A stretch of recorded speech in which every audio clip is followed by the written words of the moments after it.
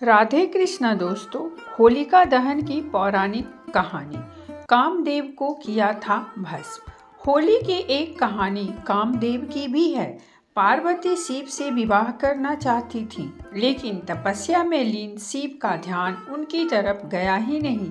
ऐसे में प्यार के देवता कामदेव आगे आए और उन्होंने शिव पर पुष्प बाण चला दिया। तपस्या भंग होने से शिव को इतना गुस्सा आया कि उन्होंने अपनी तीसरी आंख खोल दी और उनके क्रोध की अग्नि में कामदेव भस्म हो गए। कामदेव के भस्म हो जाने पर उनकी पत्नी रति रोने लगी और शिव से कामदेव को जीवित करने की गुहार लगाई। अगले दिन तक शिव का क्रोध शांत हो चुका था। उन्होंने कामदेव को पुनः जीवित कर दिया। कामदेव के भस्म होने के दिन होलिका जलाई जाती है और उनके जीवित होने की खुशी में रंगों का त्योहार मनाया जाता है। दूसरी कहानी भक्त प्रहलाद की है। पुराणों के अनुसार दानवराज हिरण्यकश्यप ने जब देखा कि उसका पुत्र प्रहलाद सिवाय विष्णु भगवान के किसी अन्य को नहीं भजता, तो वह क्रुद्ध हो उठा और अंततः उसने अपनी बहन होलिका को आदेश दिया कि वह प्रहलाद को गोद में लेकर अग्नि में बैठ जाए, क्योंकि होलिका को वरदान प्राप्त था कि उसे अग्नि नुकसान नहीं पहुंचा सकती है। किंतु हुआ इसके ठीक विपरीत। होलिका जलकर भस्म हो गई और भक्त प्रहलाद को कुछ भी नहीं हुआ।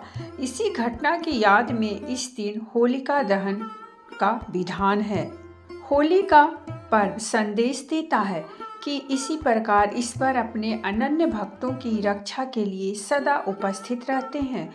होली की केवल यही नहीं बल्कि और भी कई कहानियाँ प्रचलित हैं। महाभारत की कहानी। महाभारत की एक कहानी के मुताबिक युधिष्ठिर को श्री कृष्ण ने बताया, एक बार श्री राम के एक पूर्वज रघु के शासन में एक असुर महिला थी।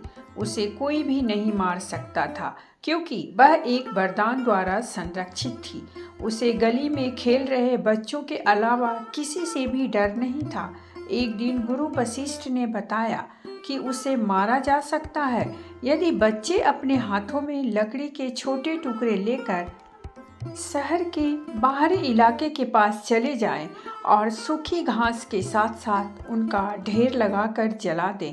फिर उसके चारों ओर परिक्रमा दें, नृत्य करें, ताली बजाएं, गाना गाएं और नगाड़े बजाएं। फिर ऐसा ही किया गया। इस दिन को एक उत्सव के रूप में मनाया गया, जो बुराई पर एक मासूम दिल की जीत का प्रतीक है।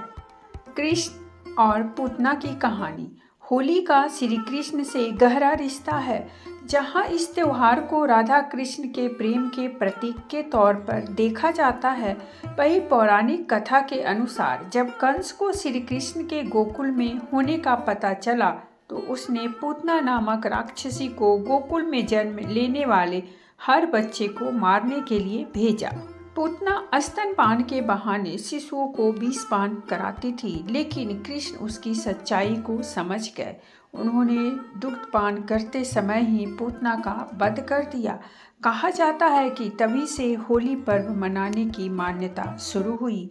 तो दोस्तों, ये थी हमारी आज की कहानी, और अगर कहानी अच्छी लगी हो तो प्लीज़ हमारे चैनल को सब्सक्राइब कीजिए, वीडियो को लाइक और शेयर जरूर कीजिए। कहानी सुनने के लिए बहुत बहुत धन्यवाद।